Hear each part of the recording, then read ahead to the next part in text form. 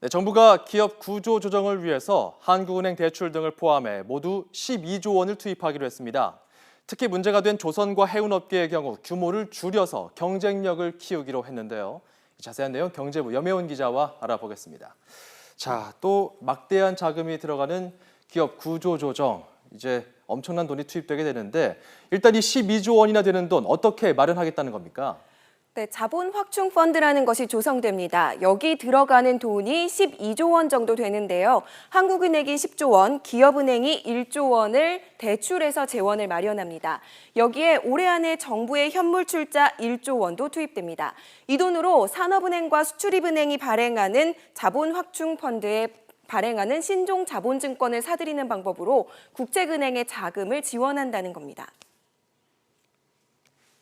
현재 저희가 가지고 있는 시나리오 보면은 5조 내지 8조 정도의 소요가 발생하는데 조금 더 충분하게 마련을 해서 저희 부실이 큰 조선과 해운업의 경우에는 특단의 대책이 필요해 보이는데요. 본격적인 몸집 줄이기에 돌입한다고요. 네, 그렇습니다. 설비와 인력 감축이 핵심입니다. 현대와 삼성중공업, 대우조선해양 등 조선 3사는 배를 짓는 도크와 설비를 줄이기로 했습니다.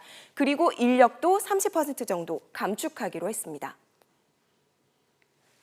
대형 3사는 주채권은행의 관리하에 자산 매각, 인력 감축, 사업 조정 등 총 10조 3천억 원 규모의 고강도 자구 계획을 추진하고 경영 재무진단 결과에 따라 필요시 자구 계획을 추가 보완하겠습니다.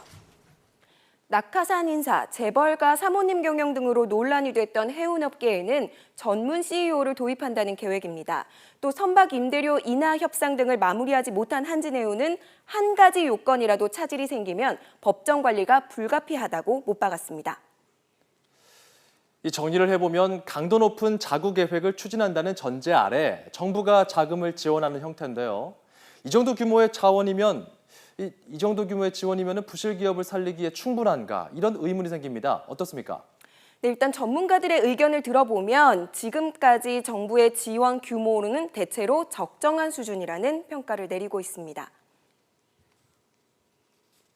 우선은 조선소들이 그 해양 플랜트의 대규모 건조 지원으로 인해서 발생되었던 일시적인 현금 흐름의 악화를 다소 완화시켜줄 것으로 볼 수 있습니다.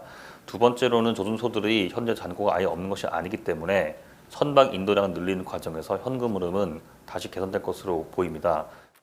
결국 관건은 향후 업황입니다. 정부는 앞으로 3년 동안 조선 회사들이 수주할 물량이 과거 3년 실적의 50에서 85% 수준에 불과할 것이라고 내다보고 있습니다. 과거 3년 동안의 수주량도 그다지 많지 않았다는 점에서 전망이 밝지 않다는 걸 알 수 있습니다. 해운업계는 중국의 영향으로 상황이 더 어렵습니다.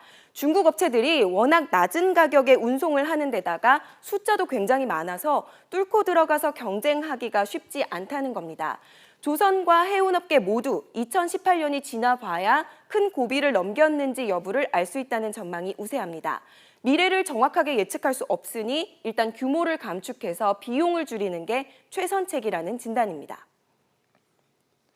그런데 말이죠. 민간 기업을 살리는데 정부가 12조 원이나 투입을 한다는 것 자체에 문제 제기를 하는 시각도 있습니다. 그 돈이 결국 국민들의 부담으로 돌아오는 것 아니냐 이런 지적인데요. 어떻습니까? 국민의 부담인 것은 분명합니다. 한국은행이 10조 원을 자본 확충 펀드에 넣는다. 이건 곧 돈을 찍어낸다는 의미입니다. 이렇게 돈을 찍어내서 지원을 하면 시중에 풀리는 돈이 굉장히 많아지게 되죠. 그렇게 되면 물가가 오를 우려가 있습니다. 한국은행은 이런 문제에 대비하기 위해서 양적 완화처럼 돈을 푸는 것이 아니라 대출 형식을 취해서 지원금을 회수하겠다고 밝혔습니다. 하지만 계획대로 되지 않아서 손실이 발생하면 부담은 고스란히 국민 몫이라는 점이 문제입니다. 또 구조조정의 시급성에 밀려서 아무도 책임지지 않는 모습을 보이는 것, 이것에 대한 비판의 목소리도 높습니다. 부실을 방관한 국책은행도 관리 감독해야 할 금융당국도 한 발 물러선 듯한 모습입니다. 네, 바로 공적 자금을 지금과 같은 방식으로 책임 소재도 불분명하고 또 효과도 불분명한 방식으로 투입하기 때문에 사실 책임을 묻기가 쉽지가 않은 것입니다. 따라서 공적 자금을 투입할 경우에는 기존 기업을 청산하고 새로운 회사를 설립하고 그 회사의 주식을 정부가 매입하는 방식을 투입을 해야 됩니다. 그렇군요.